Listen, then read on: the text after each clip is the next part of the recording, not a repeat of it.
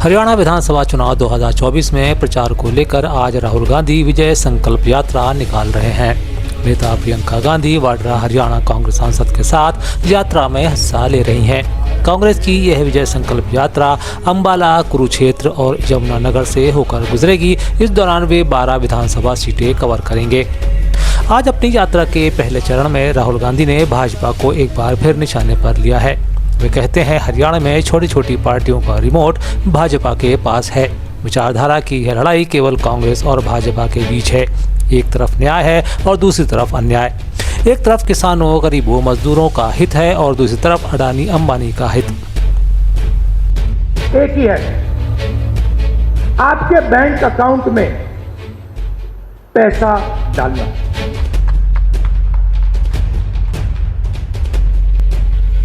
सबसे पहले महिला शक्ति योजना 2000 रुपए हर महीने महिलाओं के बैंक अकाउंट में। आजकल गैस सिलेंडर कितने का है? कितने का लगता है गैस सिलेंडर? 1200, 700 रुपए, मतलब 500 रुपए का गैस सिलेंडर में लगेगा। 700 रुपए आपके बचेंगे, जेब में 700 रुपए जाएंगे।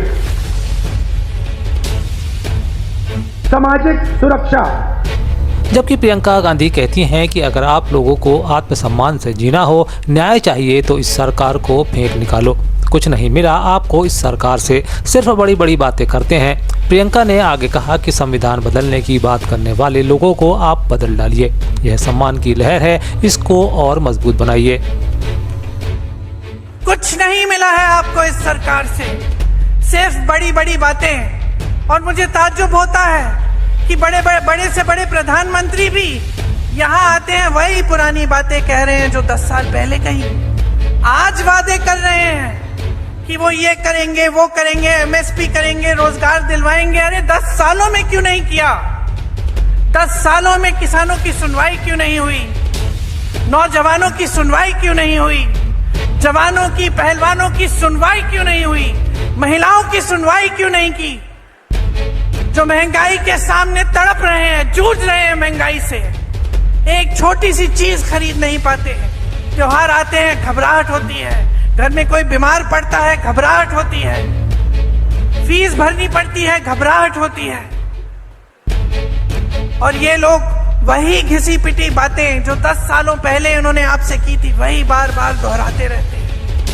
जम्मू कश्मीर की एक जनसभा के दौरान कांग्रेस अध्यक्ष मल्लिकार्जुन खड़गे के भाषण के बाद राजनीति गर्मा गई है। अपने बयान में खड़गे ने कहा कि प्रधानमंत्री मोदी को सत्ता से जब तक नहीं हटाया जाएगा तब तक वे जिंदा रहेंगे। यह बयान उन्होंने अपनी तबीयत बिगड़ने और उसके बाद संभल कर पुनः भाषण देने के बाद कहा। इस पर केंद्रीय गृह मंत्री अमित शाह ने कड़ी प्रतिक्रिया देते हुए इसे अत्यंत खराब और अपमानजनक करार दिया है। अमित शाह ने खड़गे की इस टिप्पणी पर कड़ी आलोचना की होड़ लग गई। भाजपा ने इस बयान पर कहा कि यह बयान कांग्रेस के नेताओं की प्रधानमंत्री मोदी के प्रति नफरत और डर को दर्शाता है। शाह ने खड़गे पर आरोप लगाया कि उन्होंने अनावश्यक रूप से प्रधानमंत्री मोदी के स्वास्थ्य को लेकर टिप्पणी की, जो बेहद अनुचित है। स्टेट फूड का तो मैं बोला हूँ, स्टेट फूड जरूर देंगे और उसके लिए हम जरूर लड़ेंगे, चाहे कुछ भी हो। मैं ऐसा ही छोड़ने वाला नहीं। अब मेरे को तो 83 इयर्स चल रहे, इतना जल्दी मरने वाला नहीं हूँ। जब तक मोदी को नहीं हटाएंगे तब तक मैं जिंदा ही रहूंगा, आपकी बात सुनूंगा, आपके लिए लड़ूंगा। धन्यवाद। इसके बाद बिहार के बेगूसराय पहुंचे केंद्रीय मंत्री गिरिराज सिंह ने भी एक बार फिर कांग्रेस अध्यक्ष मल्लिकार्जुन खड़गे पर पलटवार किया। वे कहते हैं कि लगता है मल्लिकार्जुन खड़गे राहुल गांधी के विरोधी हैं और इसी की वजह से वह अनाप शनाप बयानबाजी कर रहे हैं। मैं खड़गे साहब को कहना चाहता हूं कि नरेंद्र मोदी अभी 100 साल जीवित रहेंगे और तब तक राहुल गांधी बूढ़े हो जाएंगे। खड़गे ने कहा कि जब तक मोदी को हटाएंगे नहीं तब तक हमारी मौत नहीं होगी। मुझे लगता है कि खड़गे साहब राहुल गांधी के विरोधी है, क्योंकि मोदी जी तो अभी 100 साल बचेंगे और तब तक राहुल गांधी बूढ़े हो जाएंगे, उनको मौका नहीं मिलेगा। खड़गे साहब आप यही चाह रहे हैं। खड़गे साहब नरेंद्र मोदी हजारों साल तक भारत की जनता के दिलों पर वास करते रहेंगे।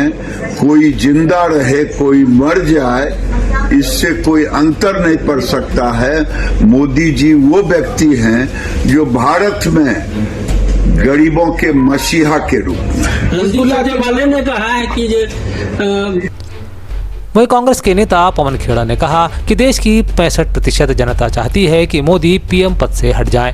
पवन खेड़ा ने यह भी कहा कि यह देश हित में है, हमारी उनसे कोई व्यक्तिगत दुश्मनी नहीं, बल्कि पूरी कांग्रेस उन्हें देश के लिए खतरा मानती है। यही कारण है कि उन्हें हटाना चाहती है।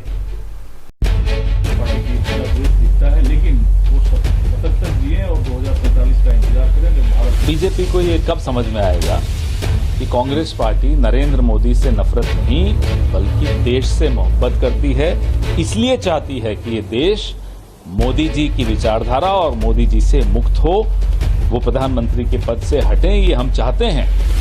और ये पूरा 67% देश भी यही चाहता है जिन्होंने उनको वोट नहीं दिया।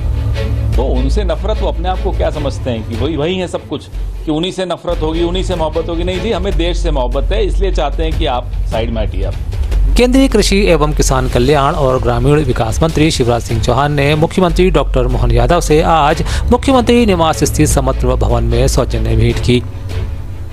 इस दौरान मुख्यमंत्री डॉक्टर यादव ने बताया कि केंद्रीय मंत्री श्री चौहान के साथ किसानों के कल्याण तथा प्रदेश में संचालित ग्रामीण विकास योजनाओं के संबंध में विस्तृत सार्थक चर्चा की गई है।